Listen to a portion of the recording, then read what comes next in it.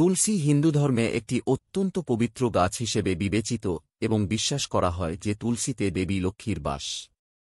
তাই তুলসীর কিছু নির্দিষ্ট টোটকা অর্থনৈতিক সংকট দূর করতে সাহায্য করতে পারে। নিচে 10টি গুরুত্বপূর্ণ টোটকা বিস্তারিত আলোচনা করা হল। অর্থনৈতিক সংকট দূর করার জন্য তুলসীর 10টি টোটকা। 1. প্রতিদিন তুলসী গাছে জল নিবেদন ও প্রদীপ জ্বালানো।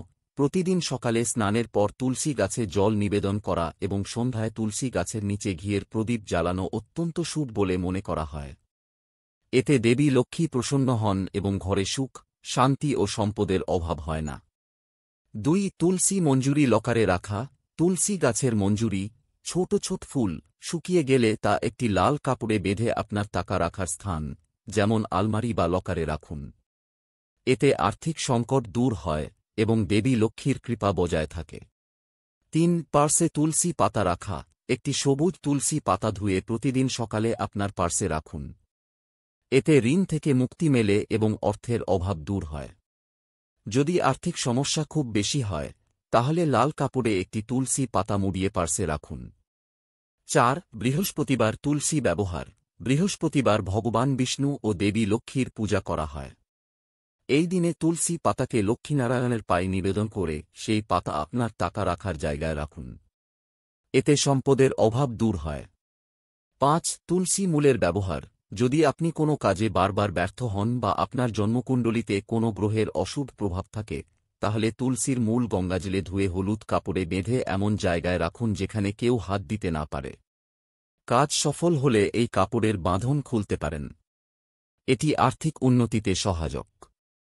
6. তুলসী পাতায় আখের রস। একটি পাত্রে আখের রস নিয়ে তুলসী গাছের গোড়ায় নিজের নাম ও বংশের নাম 7 বার উচ্চারণ করে নিবেদন করুন। এটি দ্রুত ধনসম্পদ বৃদ্ধিতে সাহায্য করে বলে বিশ্বাস করা হয়। 7. স্নানজলে তুলসী পাতা। স্নানের জলে কয়েকটা শুকনো তুলসী পাতা মিশিয়ে স্নান করুন। এটি শরীর থেকে নেতিবাচক শক্তি দূর করে এবং ইতিবাচকতা বৃদ্ধি করে, যা আর্থিক উন্নতিতেও সহায়ক হতে পারে। 8. কর্মস্থলে তুলসী জল ছিটানো।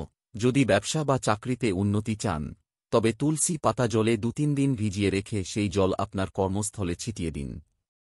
এতে কাজে সাফল্য আসে এবং আর্থিক উন্নতি হয়। 9. তুলসী গাছে লাল কলব সুতো বাঁধা। হিন্দু ধর্মে তুলসী গাছে লাল রঙের কলব, সুতো বাঁধার অনেক গুরুত্ব রয়েছে। লাল রঙকে শুভর প্রতীক হিসেবে বিবেচনা করা হয়।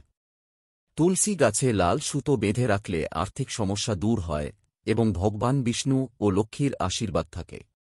10. শুক্রবার কাঁচা দুধ নিবেদন। ব্যবসায় দ্রুত সাফল্য পেতে প্রতি শুক্রবার তুলসী গাছে কাঁচা দুধ অর্পণ করুন। এটি দেবী লক্ষ্মীকে প্রসন্ন করে এবং ব্যবসায়িক উন্নতি ঘটায়।